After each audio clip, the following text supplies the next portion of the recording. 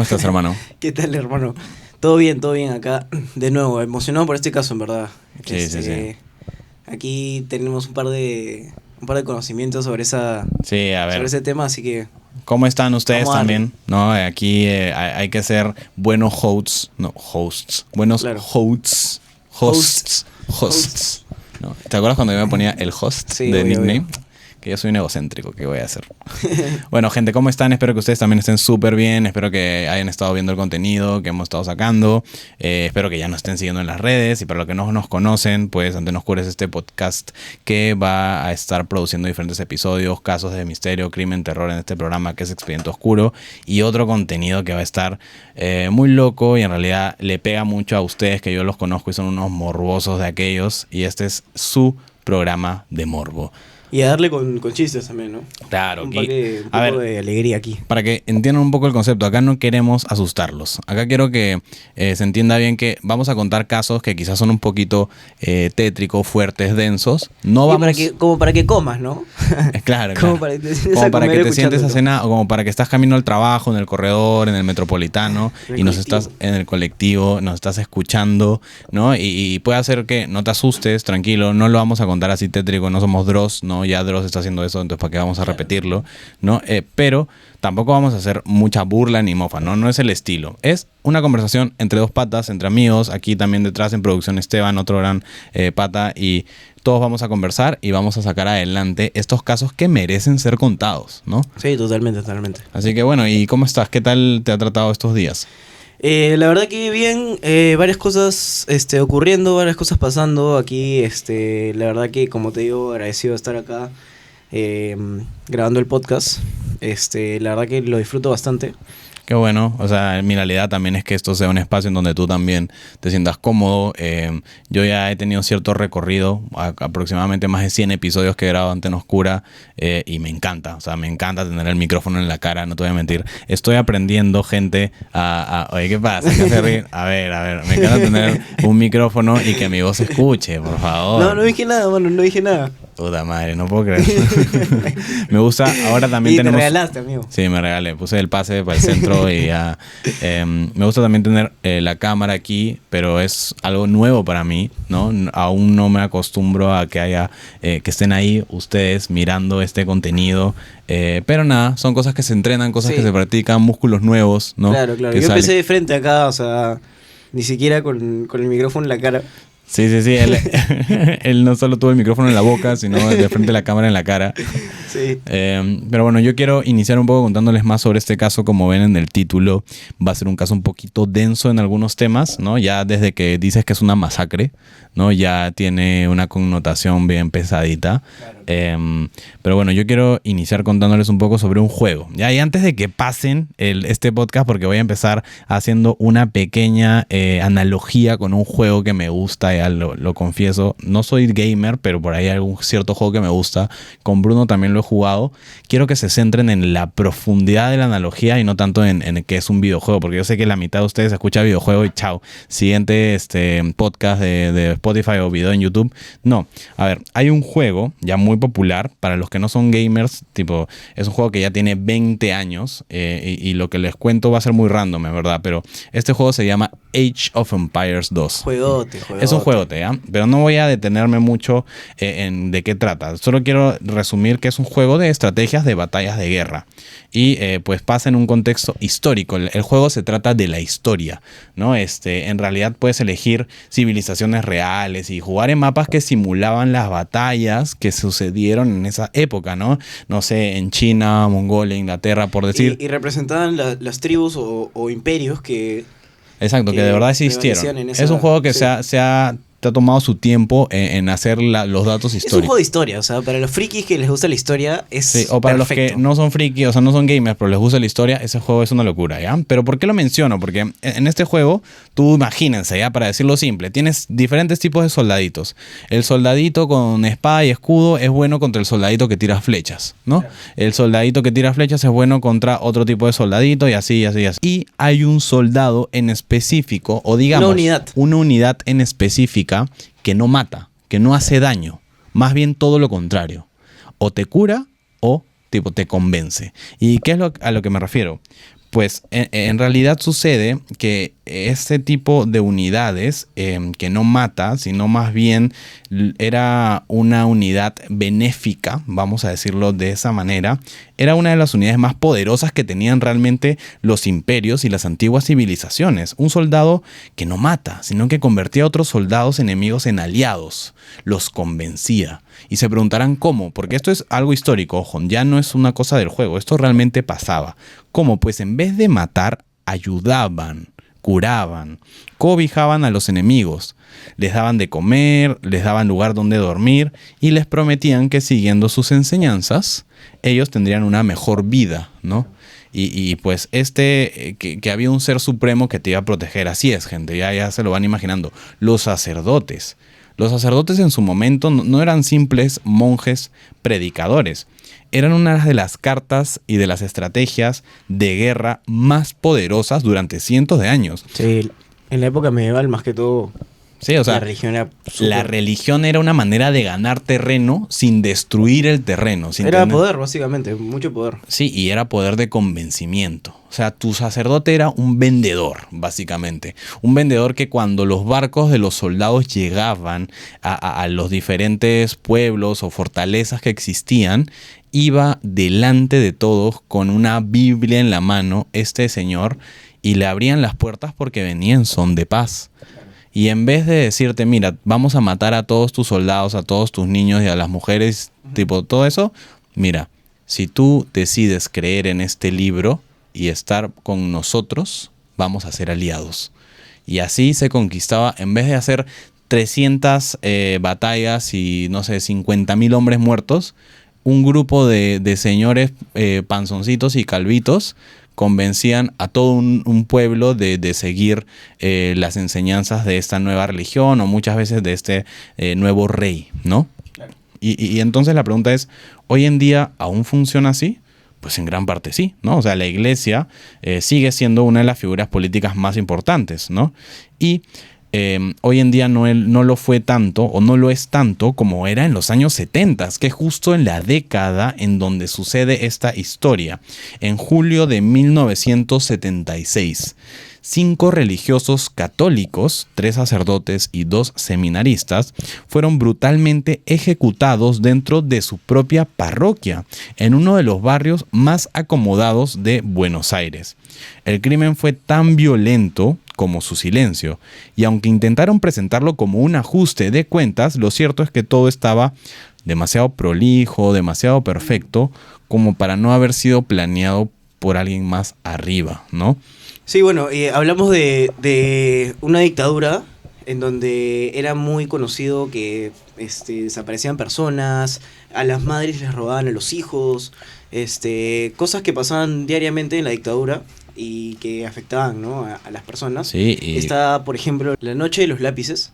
La Noche de los Lápices, que trata de cómo unos jóvenes son como silenciados y secuestrados en celdas. No, para la gente que nos escucha desde Argentina, hay historias terroríficas de cosas que pasaron en la dictadura. Maneras de ejecución, pues... Por ejemplo, si ustedes saben, Argentina ganó el Mundial en el 78, siendo sede además, en plena dictadura.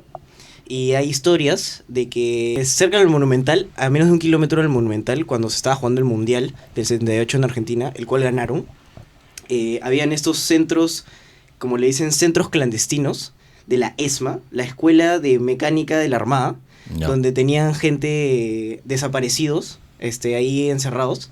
Entonces dice que los que estaban ahí adentro escuchaban los gritos del mundial, de todas esas cuestiones, ¿no? Que supuestamente el país estaba como en una buena etapa, ¿no? Que también utilizó la dictadura eso como... Lo maquillaron. Como una máscara, exactamente. Claro, aprovecharon y lo maquillaron como hace cualquier gobierno ahí de dudoso actuar, claro, con cortinas de humo, ¿no? Y el mundial, pues, es un cortinón de humo. Pues. Sí. Como acá en Perú fueron los Juegos Panamericanos, o Parapanamericanos, creo que fueron los que subieron acá, no me acuerdo. Sí. Pero en esa época es aún más fuerte porque, bueno, estaban en plena dictadura. No, en Argentina estamos hablando de, obvio, no es un comparativo real con Perú. Sí. En esa época, en los 70s, en Argentina, realmente la vivieron feo, muy crudo, ¿no? Y este caso es tipo una muestra de eso, ¿no? Porque, ¿por qué 5 pacíficos miembros de una iglesia argentina serían el blanco de una dictadura. No es por su fuerza, sino es por el poder de las palabras y el mismo poder que desde hace siglos, les conté, los grandes imperios aprovechaban y muchos otros temían también. O sea, un emperador o un rey temía mucho a la figura eclesiástica porque él sabía el poder que podía tener que un grupo de personas te convenzan de que, oye, ¿sabes qué? Ese Dios que te han vendido... No, mano, esos 10 dioses que te están vendiendo, no, mano, yo tengo uno, man. Yo tengo uno solo que te da vida eterna. Es algo muy poderoso. Así que, ahora sí, para aterrizar esto, voy a abrir el expediente oscuro de la masacre de San Patricio. Un caso que no solo revela el horror de una dictadura militar, sino que también el rol incómodo de la iglesia en ese momento. Y la de los que se atrevieron a enfrentarlo, ¿no? Enfrentar la dictadura en los 70. Claro, porque como es común en una dictadura, tienden a limitarte arte, ¿no? Libros, pinturas, todo, claro. música. Censura, full censura. Full censura acerca de todo eso. Y bueno, hay una crítica hacia la iglesia, que a pesar de que había muchas muertes y muchos desaparecidos, hacían ojos ciegos, ¿no? A eso.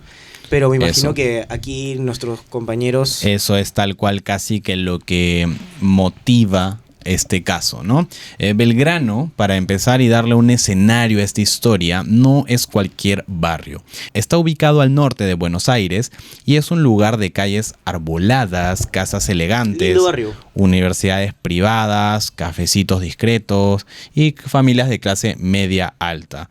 Allí vive gente que en los años 70 miraba la política desde la comodidad. No estaban tan afectados como muchas otras zonas de Buenos Aires. Ellos estaban un poquito más distanciados de esta realidad porque en verdad era un barrio de gente adinerada. Bueno, claro. No adinerada, pero de gente media alta, sí. Acomodada, ¿no? Era un barrio que en tiempos de represión prefería simplemente no saber nada, seguía su vida tranquilos, ¿no?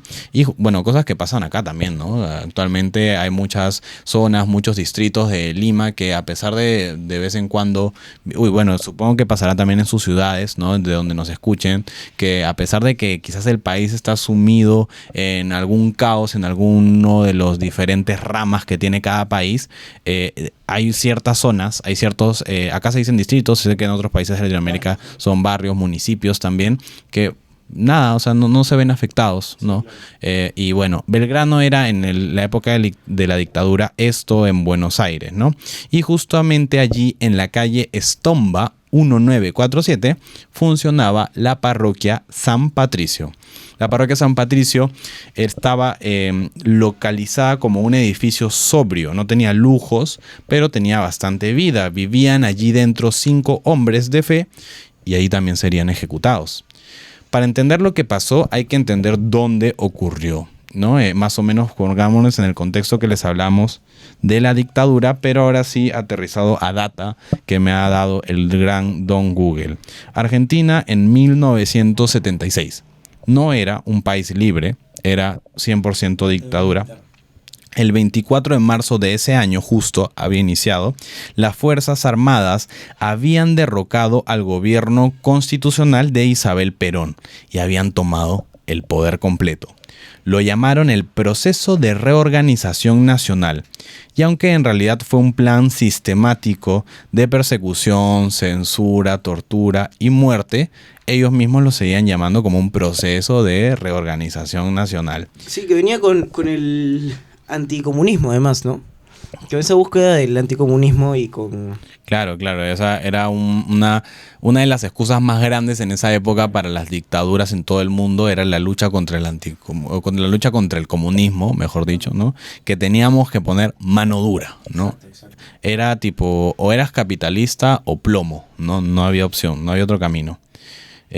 Los militares decían que estaban limpiando el país de la gente subversiva, pero su definición de subversivos era amplia, ¿no? Claro, todo el mundo era subversivo en ese momento. Estudiantes, Sí. artistas, periodistas, cualquier opositor era subversivo, ¿no? Eso fue un poco la gran cuestión y problema del asunto, ¿no? Porque, oye, a ver, hemos puesto como regla ahora ir en contra de los subversivos. Me imagino que la mayor cantidad de la población dijo, ya, bacán, ¿no? Qué chévere, qué buena idea. Ya, pero después los puntos sobre las IES o las entrelíneas eran, ya, ¿y quiénes vergas son los subversivos? Claro, al principio de hecho la gente estaba como contenta, entre comillas, cuando Exacto. empezó la dictadura. Siempre es así. Pero luego se empezaron a ver desaparecidos, como dices, ¿no? Y un montón de cosas turbias. Más de 30.000 30.000 desaparecidos. desaparecidos durante esta época. Muchos de ellos eran arrojados, y creo que muchos saben de eso, pero es un dato bien perturbador, arrojados vivos al mar desde aviones en vuelo, aviones militares.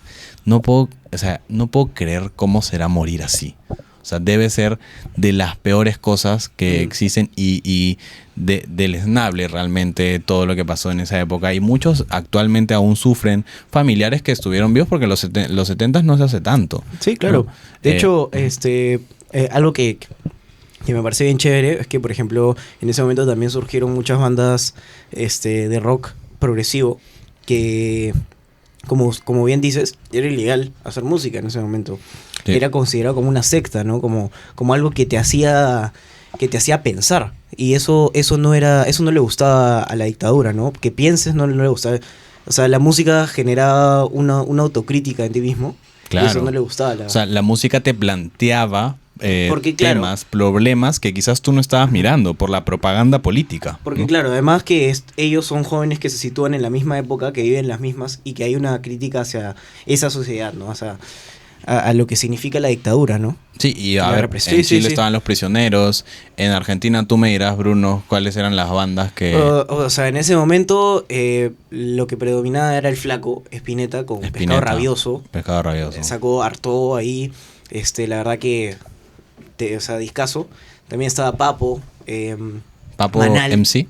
Papo, no.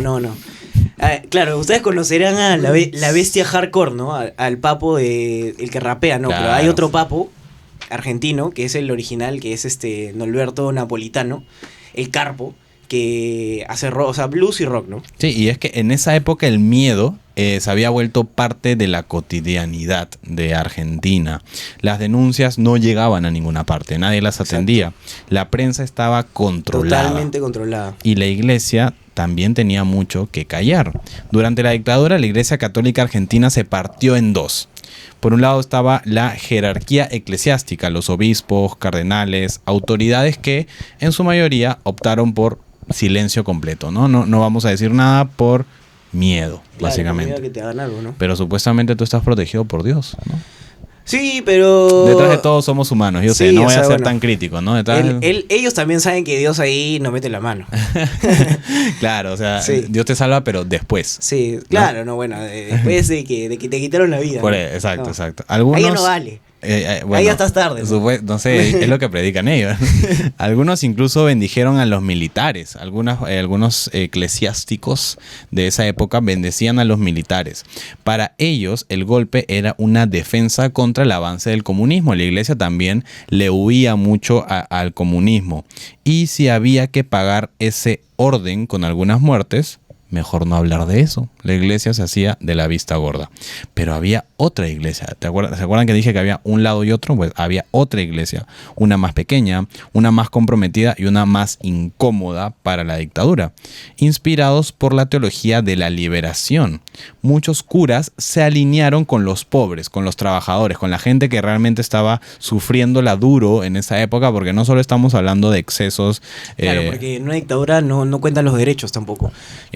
Lo que distingue una democracia es que hay derechos humanos. No, y eso, también el impacto económico. Es legítima, ¿no? Es legítima. Y el impacto económico que tiene una dictadura sobre una población es el gobierno te va a controlar todo. Sí, además, en esa época hubo mucho desempleo, además, porque un montón de industrias murieron, además. Es que, en ese claro, momento. ninguna industria quiere invertir en un Exacto. lugar donde estás controlado por el gobierno. Exacto, No exacto. tienes demasiados parámetros, muchas fronteras y dices, no, mejor no me meto acá, ¿no? Entonces la gente más pobre, la gente que más le estaba costando salir adelante, quizás en la década de los 60, se vieron aún más complicados con la dictadura, y había una iglesia, digamos, que, como dije, era el movimiento de sacerdotes del tercer mundo, ojo, católicos, pero así se llamaba, que era una corriente que entendía el cristianismo como una lucha por la justicia social.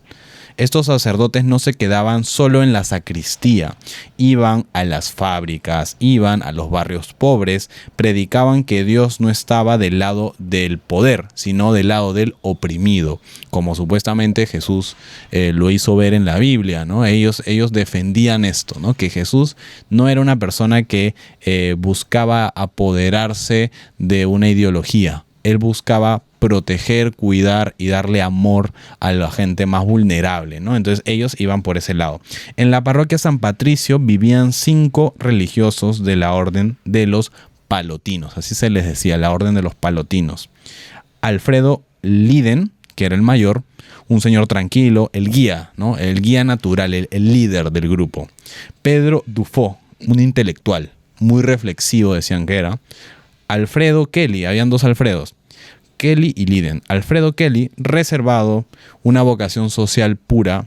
Y finalmente los practicantes, ¿no? Los seminaristas, Salvador Barbeito y Emilio Barletti, ¿no? Estos nombres han pasado pues a las memorias de toda Argentina porque lamentablemente fueron mucha gente, 30.000 desaparecidos, pero digamos que ellos fueron muy mediáticos, entonces realmente han pasado a ser y lo son mártires de este momento tan oscuro para Argentina, ¿no? Su rutina era sencilla: misas, catequesis, ayudas comunitarias, visitas a las villas. Ellos compartían la comida, los rezos, las conversaciones. Era un grupo, un equipo unido, ¿no? Que se dedicaba a predicar la palabra de Dios y a cuidar de la gente que más lo necesitaba en esa época. Bueno, allá a las villas se le dicen al grupo de gente como más humilde, digamos, de menos recursos, que usualmente se posiciona en las periferias de la ciudad, ¿no?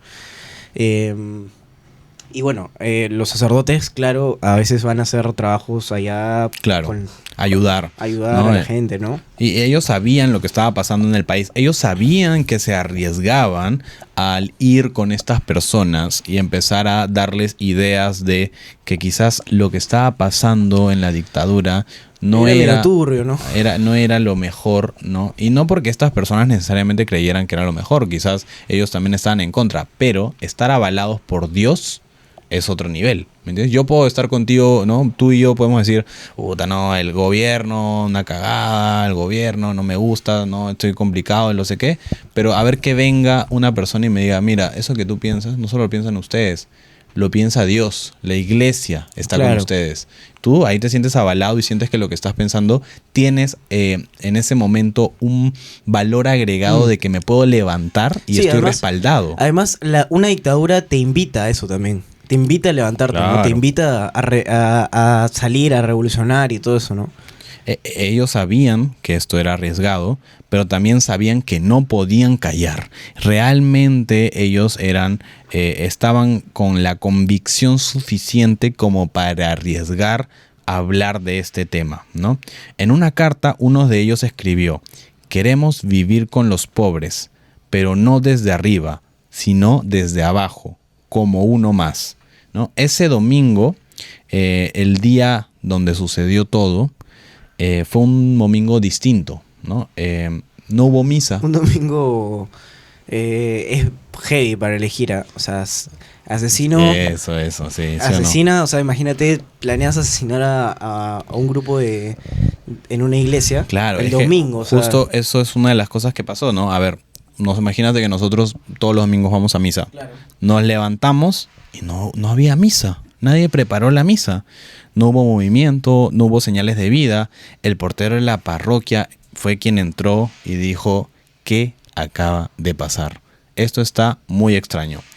Fue el portero quien encontró a los 5 cuerpos alineados en el suelo, boca abajo, junto al altar, ejecutados con tiros en la nuca, con una precisión que se definió como quirúrgica, de alguien que sabe agarrar un arma, que alguien que sabe disparar. Había sangre en el suelo y un silencio brutal alrededor. La sacristía estaba revuelta, como si alguien quisiera haber simulado un robo, ¿no? Creo que la sacristía es este espacio en donde guardan los objetos sagrados de la iglesia, que normalmente son muy valiosos, no suelen ser de oro muchos, ¿no? Entonces eso estaba movido, digamos, alguien había rebuscado allí, pero no faltaba nada, no habían robado nada.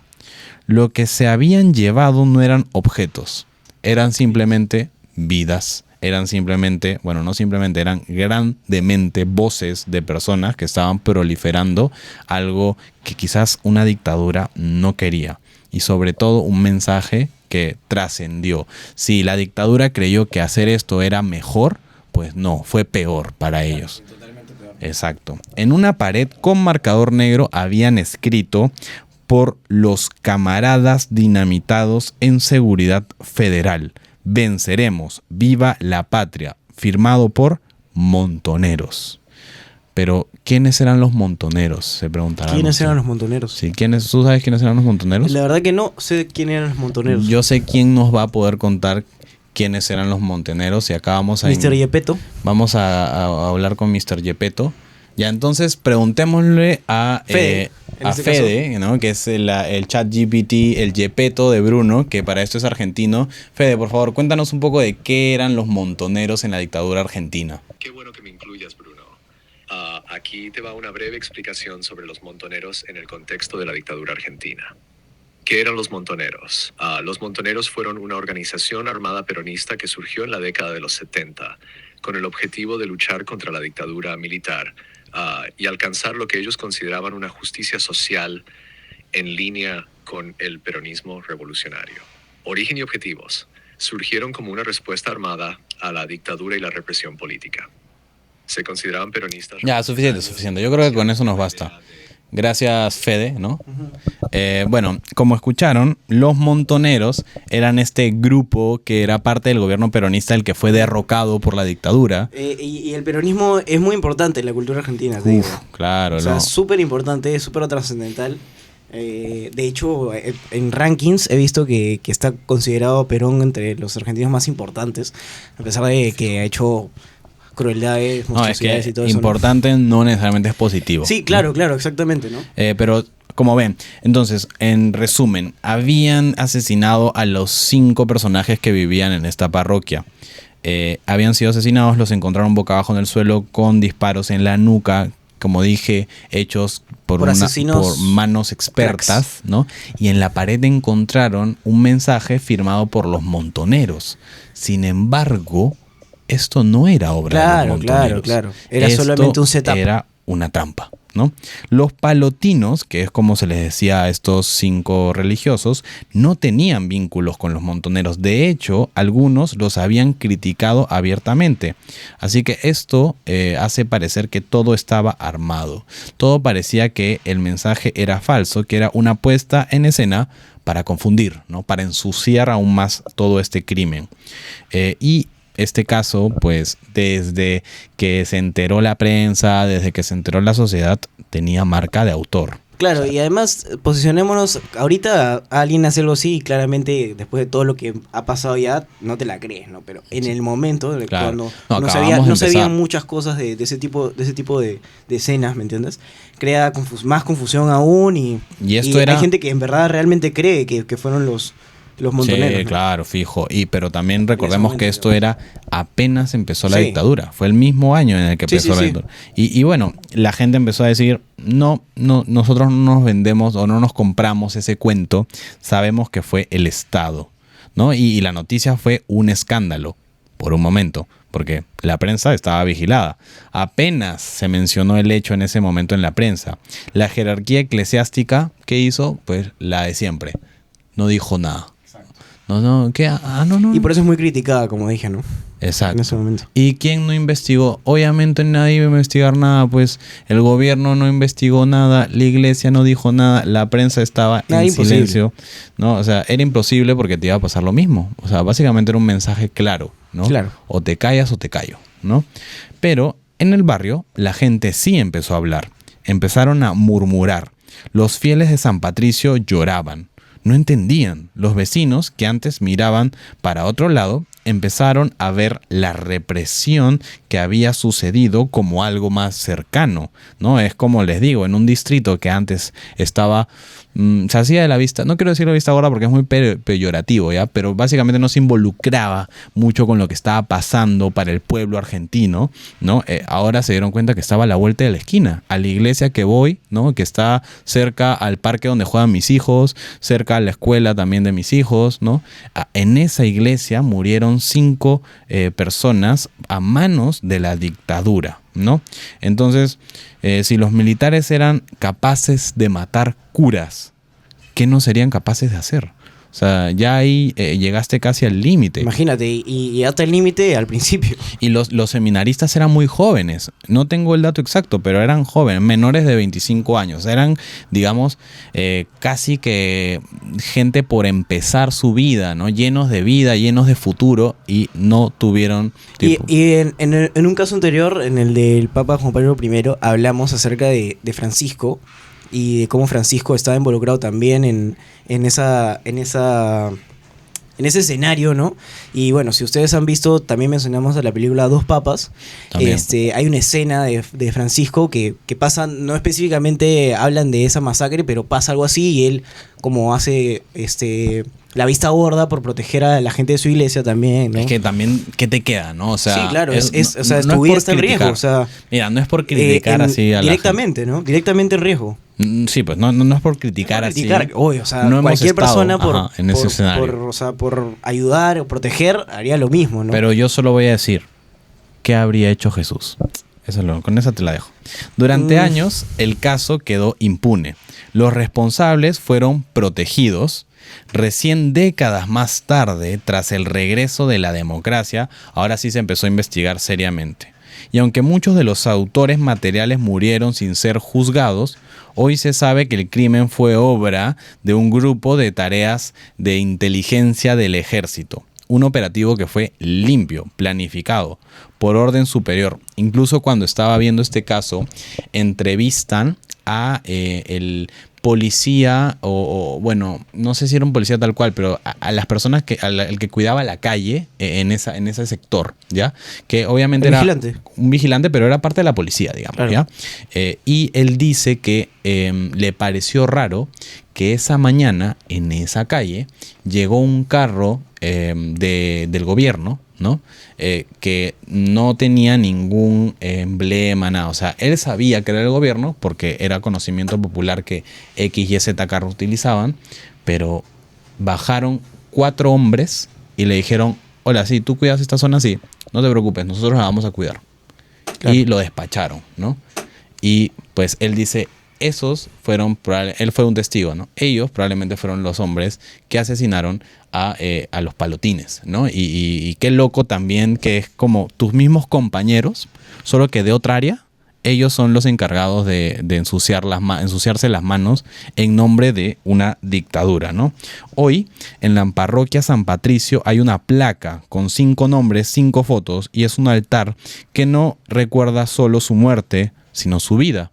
Y cada 4 de julio se hace una misa en su memoria. Y aunque el barrio sigue siendo de clase media, algo cambió, ¿no? El crimen dejó una huella, un antes y un después. Los curas palotinos son hoy símbolo de una iglesia que eligió no callar, ¿no? Una iglesia que, aún siendo minoría, prefirió morir de pie. Así que, de esta manera, cierro el expediente oscuro de la masacre de San Patricio. No solo un crimen de la dictadura, sino un recuerdo de que ni Dios te puede proteger de los excesos del hombre. Totalmente. ¿Qué tal casito, no?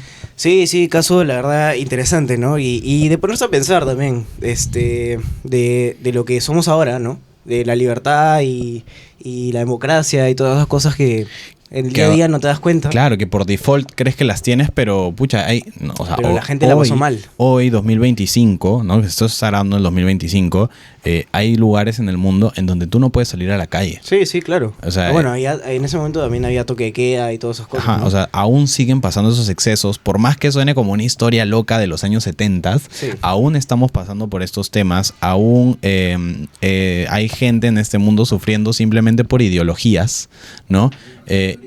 ¿Cómo? Las guerras que están ahorita. las guerras Sí, que están la guerra de ahorita. Israel con Irán. Es un tema tan complicado, ¿no? Tan difícil incluso de explicar porque cada persona tiene su punto de vista, ¿no? Es muy complejo también. Y incluso yo me imagino que la dictadura argentina, yo no la he estudiado a fondo, pero debe tener también sus matices, ¿no? Por ahí que hay argumentos que tú dices, me hace entender un poco el papel del dictador también. Pero bueno.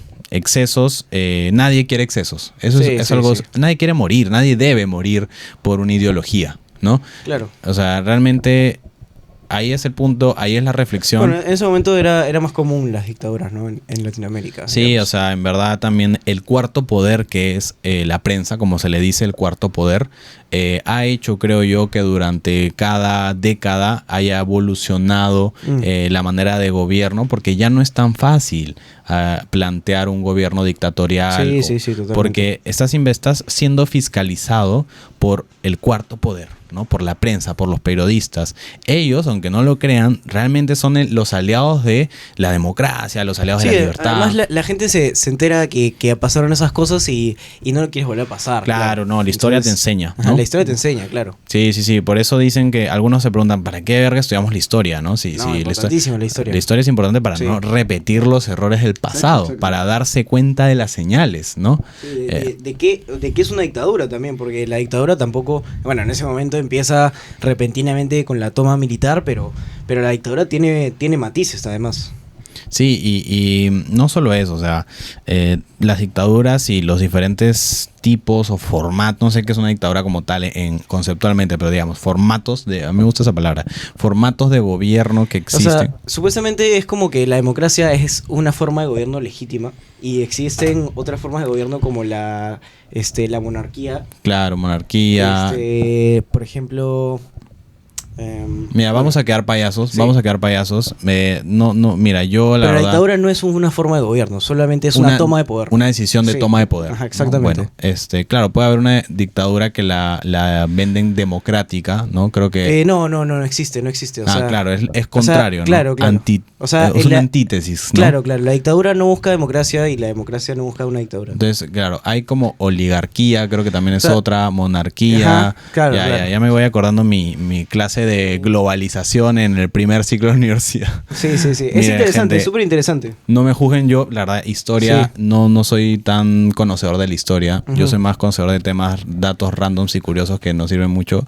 Pero bueno, espero que les haya gustado mucho este episodio. Espero que puedan compartir esto con sus conocidos, amigos, con la gente que también saben que les pueda gustar este tipo de contenido. Revisen los episodios que hemos subido hace poco, también están súper interesantes. Y síganos en todas nuestras redes sociales como Antena Oscura. Se van a entrar de nuevo contenido, nuevas cosas. Se vienen cosas chéveres. Así que, nada. Tienen cosillas. Muchas gracias por haber llegado hasta acá. Gracias, producción. Gracias, Bruno. Y nos vemos Y gracias a todos ustedes por ver. hasta la próxima.